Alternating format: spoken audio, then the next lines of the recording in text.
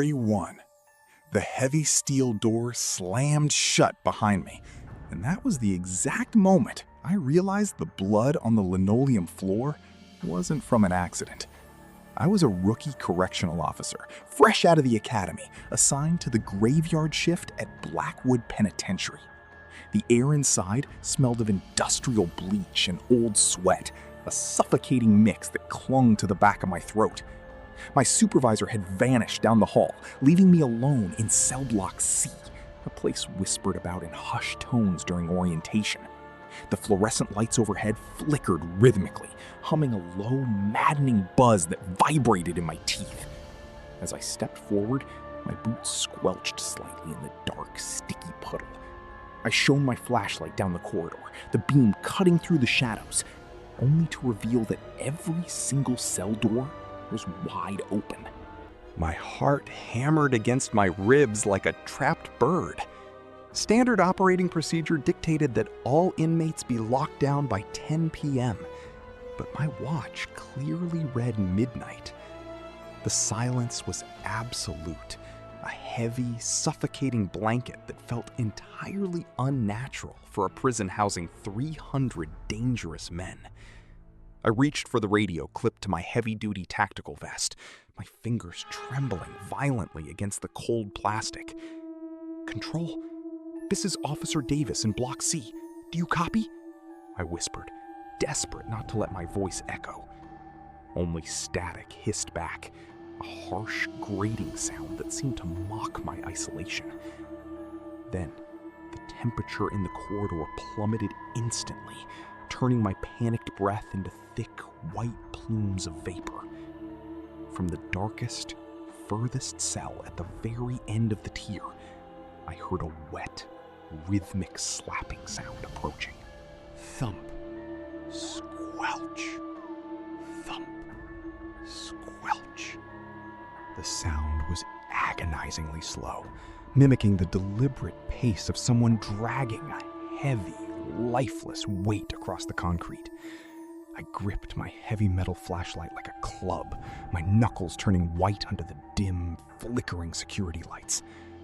The shadows along the walls seemed to stretch and distort, twisting into grotesque, predatory shapes that crept closer with every passing second. I wanted to turn and run back to the intake gates, but my boots felt glued to the floor by sheer terror. The wet, dragging noise grew louder, accompanied by a low, guttural breathing that sounded entirely non-human. It was a raspy, wet wheeze that rattled with a sickening fluid density. Suddenly, the overhead lights died completely, plunging the entire cell block into a pitch-black abyss, leaving me blind. In the absolute darkness, my other senses magnified to a terrifying degree. The smell of copper and decay grew overpowering, causing me to gag silently as I fumbled blindly with my flashlight switch. I clicked it frantically, but the bulb remained dead, leaving me isolated in the dark. That was when I heard the breathing stop, right directly in front of my face. The air turned ice cold, and a foul, hot breath washed over my cheeks, smelling of rotten meat and old iron. I stood frozen, paralyzed by an ancient, primal fear, unable to even scream for help. My fingers finally found the backup toggle on my tactical light, and it flared to life with a blinding, harsh white beam. What the light revealed standing mere inches from my nose made my blood freeze solid. Standing right in front of me wasn't an inmate, but a towering, emaciated figure wearing a tattered, vintage prison uniform from the 1950s. Its skin was a sickening, translucent gray, pulled so tightly over its skull that the sharp contours of its bones threatened to puncture the flesh. The eyes were entirely absent, replaced by two hollow, weeping black sockets that leaked a thick, dark fluid down its hollow cheeks. It didn't blink, it didn't move, it just stared through me with an impossible, predatory intensity. A horrific, jagged grin split its face, revealing rows of broken, blackened teeth that looked sharp enough to tear through bone. I tried to step back, but my legs completely failed me, locking up in absolute terror. Before I could even attempt to swing my flashlight, the entity raised a pale, claw-like hand and pointed directly behind me. I spun around instantly, my flashlight beam cutting wildly through the darkness of the corridor. The beam illuminated the heavy steel security doors at the end of the block, the very doors that were my only escape route. My stomach dropped into a bottomless pit of despair as I saw they were now completely welded shut, melted together into a solid, impenetrable wall of warped iron. Panic, sharp and electric, surged through my veins, breaking the icy paralysis that had bound my muscles. I turned back around to face the horrific entity, but the space directly in front of me was entirely empty. The wet, rhythmic dragging sound had vanished, replaced by something much worse. From inside cell 104, right next to where I stood, came a low, mocking chuckle that sounded exactly like my own voice. The mimicry was flawless, a perfect, twisted carbon copy of my own laugh that sent a sickening shiver straight down my spine.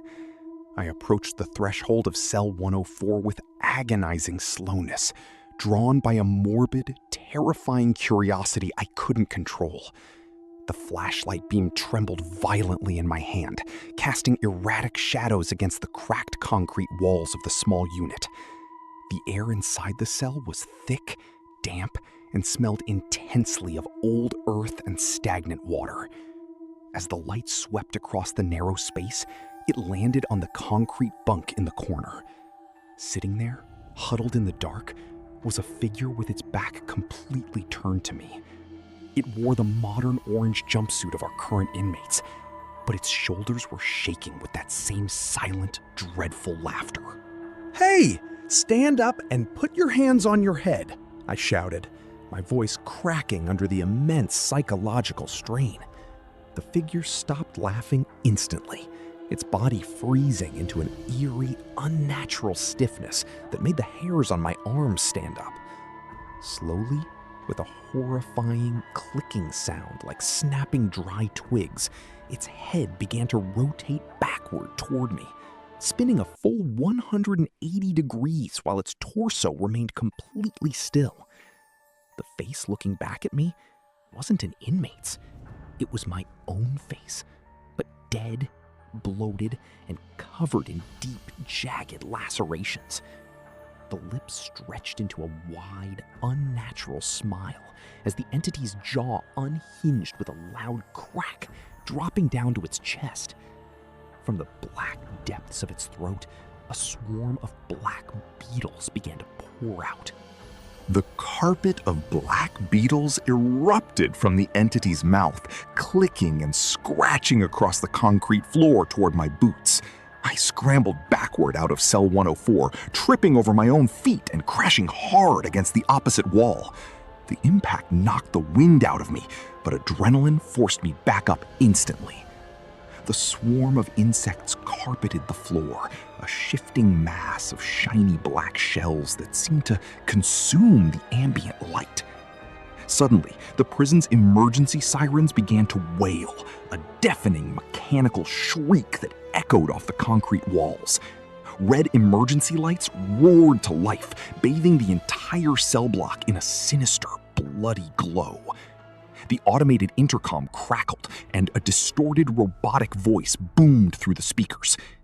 "Lockdown protocol initiated. Sector C is now sealed permanently due to biological hazard." The robotic announcement repeated, its monotonous cadence clashing horribly with the screeching sirens. I sprinted down the tier, my boots crunching over the outer edges of the advancing insect swarm. The red emergency lights cast long, strobing shadows that made the empty cell doors look like they were opening and closing on their own. I reached the main security vestibule, slamming my palms against the thick, reinforced plexiglass window of the control pod. Inside, the desk was completely abandoned, covered in a chaotic mess of spilled coffee and overturned monitors.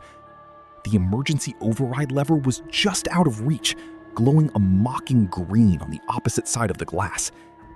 I picked up a heavy metal fire extinguisher from the wall, raising it high above my head to smash the barrier when a wet hand gripped my wrist. The grip was vice-like, freezing cold, and possessed a strength that defied human anatomy. I looked down and saw a pale, waterlogged arm reaching out from a narrow maintenance access panel in the wall. The skin was sloughing off in wet chunks, revealing dark muscle tissue underneath that pulsed with a life of its own. I screamed, swinging the fire extinguisher wildly with my free hand, smashing it into the rotting forearm. A sickening crunch echoed through the hall, accompanied by a blast of frigid, stagnant air that smelled of old sewers. The grip loosened just enough for me to tear myself away, leaving a layer of my uniform sleeve in the entity's grasp. I fell against the plexiglass, gasping for breath, as the scratching sounds from the ceiling vents grew deafening. Something massive was moving inside the metal ductwork directly above my head, causing the ceiling tiles to groan and bow downward. The metal screws popped out one by one, pinging loudly against the floor as the vent cover began to detach. I looked up in absolute horror as a pale, elongated face with no eyes pressed against the wire mesh, its jaw twitching violently. The scratching grew into a frantic, tearing sound as the creature began to force its way through the narrow opening, bending the steel like paper. With nowhere left to run, I turned back toward the main corridor, only to see the bloody reflection of myself from cell 104 standing at the other end. Trapped between two nightmares, the ceiling gave way with a deafening crash, dropping a massive shadow right before me. The creature from the ceiling hit the concrete floor with a wet, heavy thud, spraying a foul, black fluid across my boots. It rose on impossibly long, insect-like limbs, its hairless body glistening under the strobing red emergency lights. The faceless entity tilted its head, sniffing the air with sharp, rhythmic twitches, before unleashing a deafening metallic screech that shattered the glass windows behind me. Pieces of sharp plexiglass rained down like glittering daggers, slicing into my arms and face. Ahead of me, my own doppelganger began to sprint forward, its unhinged jaw snapping wildly as the swarm of beetles surged ahead of it. I was caught in a lethal crossfire of nightmares, the space between them closing in a matter of seconds. In a desperate, final bid for survival, I dove headfirst through the freshly shattered control pod window.